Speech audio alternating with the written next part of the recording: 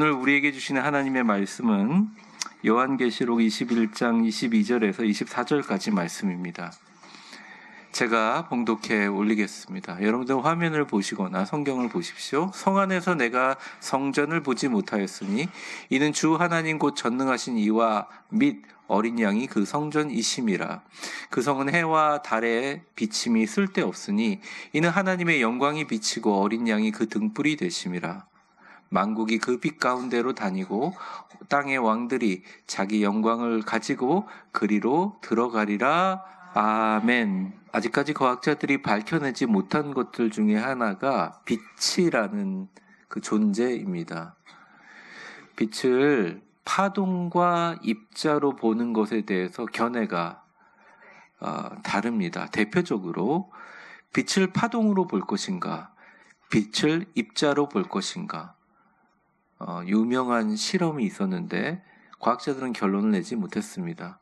양자 철학, 양자 역학에서 이야기하는 것처럼 우리가 눈을 관찰하면서 빛을 입자로 보면 빛은 입자처럼 행동하고, 우리가 빛을 파동이라고 생각하면 파동처럼 행동하는 것들이 드러나서 빛은 관찰자에 따라 변한다라고 생각하는 기본적인 이론이 우리가 알고 있는 양자 역학입니다. 그 말은 빛은, 우리가 있는 모든 세상의 빛은 하나의 물리적인 현상이 아니라 그 다음에 관찰자, 창조자의 영적인 것이 들어있다는 것이죠. 12월 한 달 동안 성탄의 빛으로 오신 예수님을 맞이하는 대림절과 또 성탄주일, 그리고 오늘 마지막 2024년의 빛 대신 예수님을 생각하는 날입니다. 이 세상의 모든 빛은 수명이 있습니다. 사라집니다. 하지만 아름답고 숭고한 예전의 빛들이 사라지지만 2025년 또 다른 해가 뜨고 새로운 빛이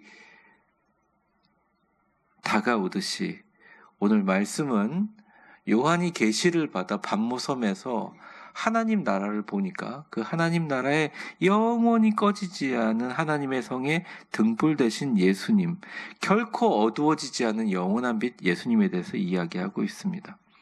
한계적 기한이 분명한 인공적인 조명으로 둘러싸인 이 세상에 진짜 빛의 근원을 잊어가고 있는 이 시대에 예수 그리스도, 영원히 꺼지지 않고 빛날 뿐만 아니라 우리를 변화시키고 어두움을 몰아내는 영원한 빛인 예수님, 마지막으로 5번째 주일 살펴보면서 우리 2025년을 맞이하는 2024년 마지막 주를 마무리하려고 합니다. 첫 번째입니다. 우리 같이 한번 읽어보겠습니다. 시작. 어린 양 예수님 등불은 하나님 영광의 빛을 모든 곳에, 어린 양 예수님의 등불은 하나님의 영광의 빛을 모든 곳에 전달한다는 것입니다. 오늘 본문의 22절과 23절을 보게 되면 성 안에 내가 성전을 보지 못하였으니 이는 주 하나님 곧 전능하신 이와 및 어린 양이 그 성전이심이라. 그 성은 해와 달의 비침이 쓸데없으니 이는, 빨간 글씨만 같이 읽어볼게요. 시작. 하나님의 영광이 비치고 어린 양이 그 등불이. 그러니까 쉽게 얘기하면 천국에 갔어요. 영적으로 천국에 미리 가보니 그곳에서 해와 달이 없는 거예요. 그 빛이 별 쓸데가 없는 거죠. 왜냐하면 주님 자체가 빛인데 그 빛 가운데 유독 어린 양이 그 성전 되실 뿐만 아니라 하나님의 영광을 비추는 등불이 되신다는 거죠.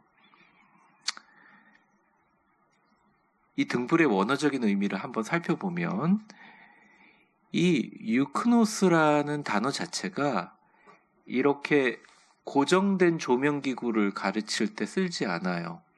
사람들이 일반적으로 들고 다니는 휴대용 램프를 가리킵니다.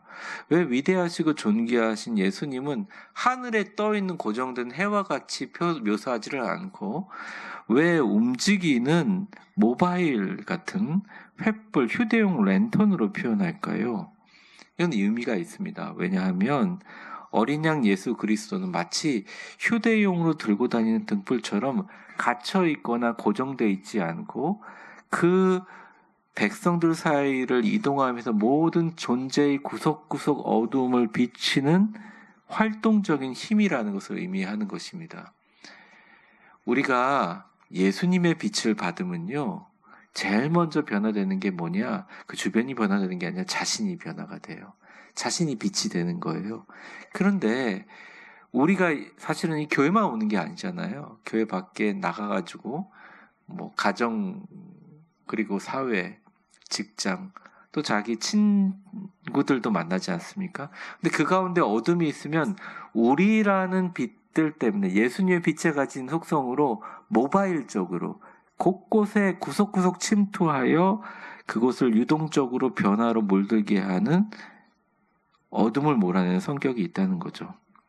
예수님은, 한번 저를 따라해보세요. 예수님은 사람들 사이를 돌아다니는 빛입니다. 그러니까 하늘에 떠서 고정되어 있는 해와 달이라기보다는 예수님이란 빛은 그런 이미지라는 거죠. 그리고 이 단어 자체가 의미하는 것은 빛도 얘기하지만 당시의 등불을 얘기하는 건데, 여러분 뭐 여러 그 예수님의 비유에도 나오지만 그때 당시 고대 근동 팔레스타인 사람들은 저녁에 다닐 때 등을 들고 다녔습니다. 뭐 자동차가 있었던 것도 아니고 가로등이 있었던 것도 아니니까 자기 발밑을 비치는 등을 갖고 다녔다는 거죠. 그런데 그 등에 불을 붙였는데 불이 꺼질 때가 있다는 거죠. 수명이 다해서. 그러면 옆에 불이 있는 사람들이 가지고 그 뚜껑을 열어서 그 불을 나눠서 그 어두운 사람의 빛을 비추게 하는 그런 역할을 했다는 거죠. 그래서 예수 믿는 사람들은 바로 어린 양의 등불인 예수님을 가지고 있는 분이라 가정이나 교회라는 담장에 고정되어 있지 않고 그가 가는 어느 곳이든 그가 갖고 있는 등불의 빛을 가지고 세상 사람들을 변화시키고 그 불이 꺼졌을 때 불을 나눠주고 빛을 나눠줄 수 있는 사명이란 의미입니다. 그런데 오늘 요한이 그 계시를 통해서 보니까 그 불, 등불의 실체가 뭐냐? 바로 하나님의 영광이라는 거예요. 제가 이 빛의 설교 5번의 시리즈를 마무리하면서 여러분에게 이런 말씀을 드렸습니다. 성탄절날 제가 말씀드렸죠? 예수님의 영광의 빛이 그 옛날 팔레스타인 베들레헴의 목자들에게 영광의 빛이 비쳤는데 아무도 죽지가 않았어요. 하나님의 영광의 빛이 두려움은 했지만 죽는 사람이 없었다는 것입니다. 그 하나님의 영광이란 단어 자체가 갖고 있는 뜻은 보여주세요. 독사, 도키자 이렇게 발음하는데 하나님의 위엄과 거룩함의 광채이지만 구약 성경에는 하나님의 영광의 빛이 너무 강력해서 볼 수가 없어요. 그래서 시나산의 구름이나 성전으로 가르친 제 하나님의 빛이 너무 강렬해서 그것을 좀 한꺼풀 막아주는 구름이나 성전이라는 상징물로 대처하는 매개체를 사용했는데 이제는 그 빛이 그대로 목자들에게 비춰도 상하지도 않고 그 영광을 볼 수 있게 만드는 그 빛의 근원은 바로 요한계시록에 얘기한 예수 그리스도 자체가 하나님의 영광의 빛을 비추는 등불이 직접 되셨다는 것입니다. 여러분, 우리는 하나님의 등불인 예수님을 소유한 사람입니다. 하나님의 그 위대하고 아름답고 귀한 빛을 휴대용 횃불, 등불, 랜턴처럼 들고 온 세상을 비출 수 있는 위대한 능력이 우리에게 있다는 것이죠. 오늘 22절의 말씀은 그 등불의 의미를 좀 더 확대시키는데요. 같이 한번 읽어보겠습니다. 시작. 성 안에서 내가 성전을 보지 못하였으니 이는 주 하나님 곧 전능하신 이와 및 어린 양이 그 성전이심이라 이렇게 얘기합니다.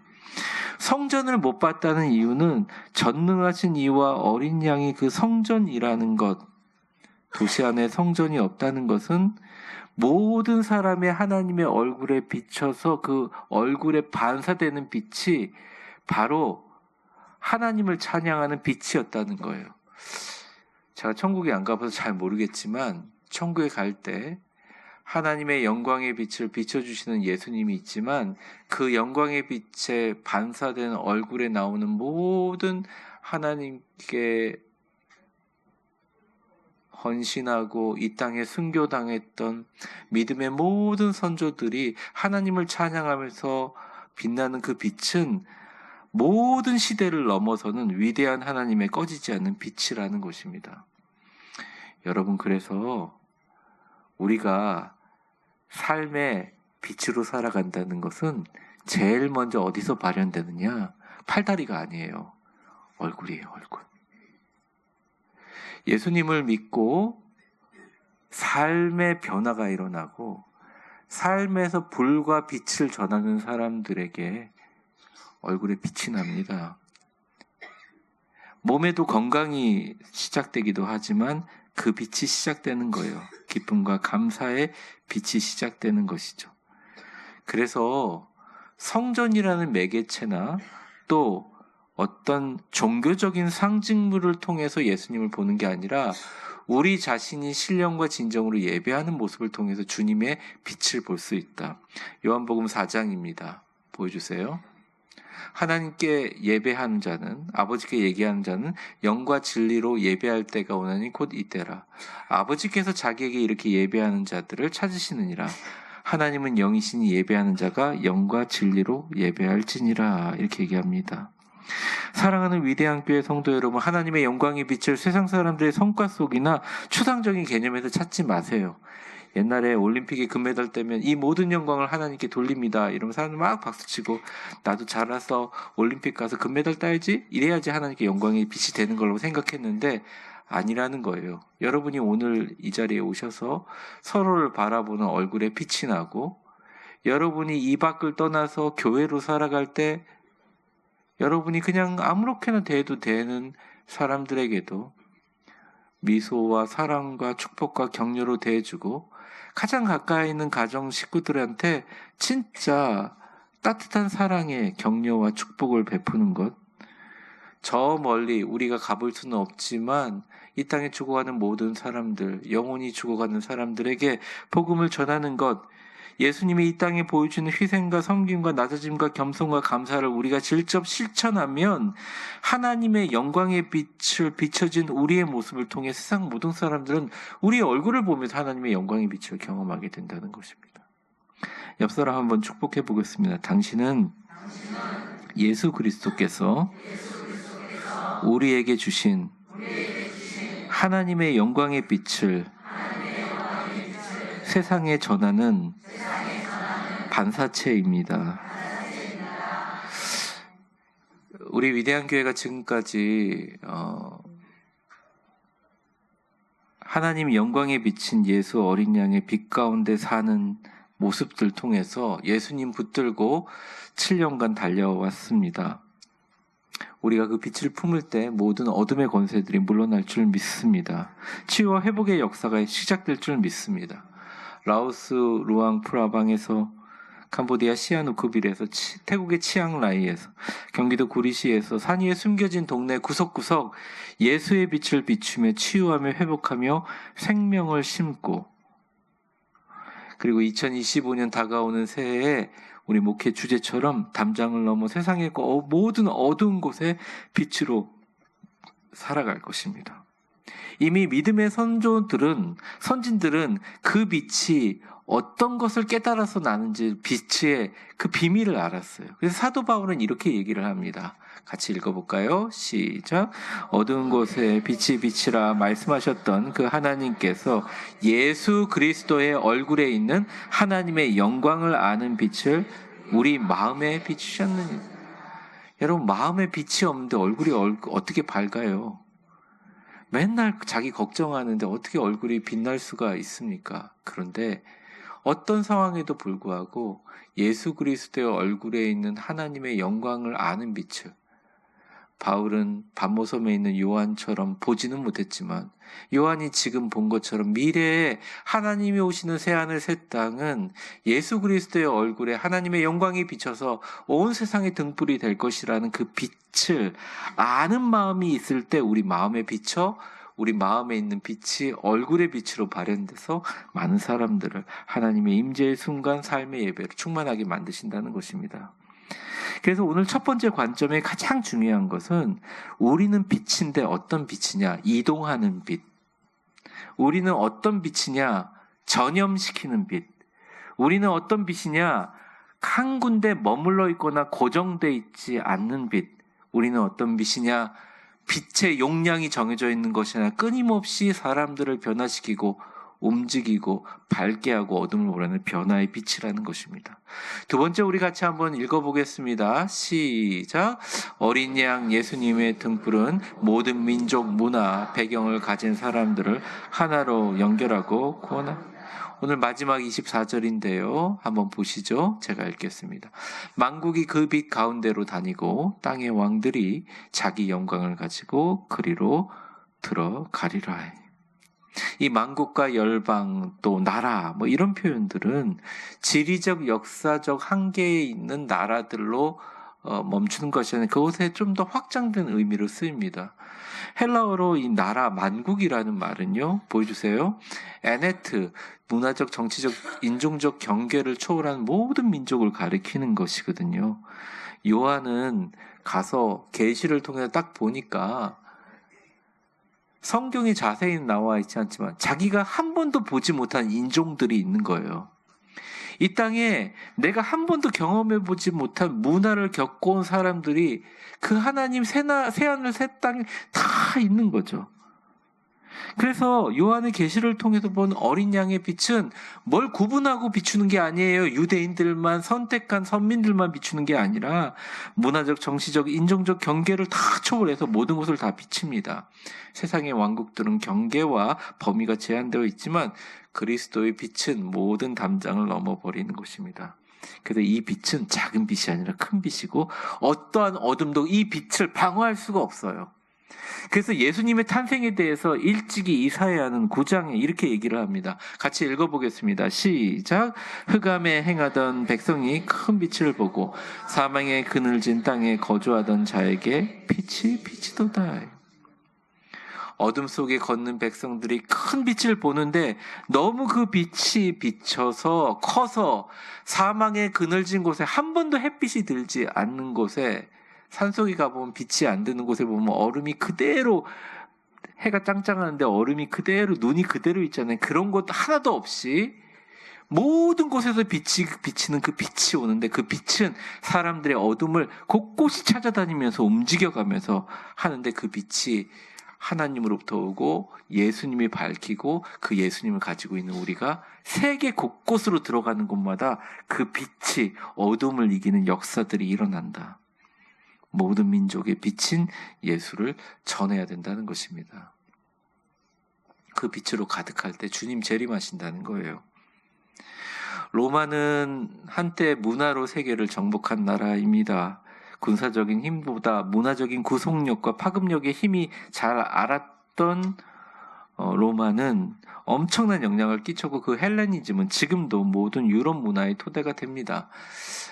좀 사대주의적으로 유럽 문화에 대해서 너무 많이 신봉하는 미국이나 또 아시아의 일부 국가들에도 지금까지 모든 철학과 근대 철학들, 현대 철학까지도 하지만 아리스토텔레스나 플라톤의 해석서의 주석 정도밖에 되지 않는다는 저는 생각을 합니다.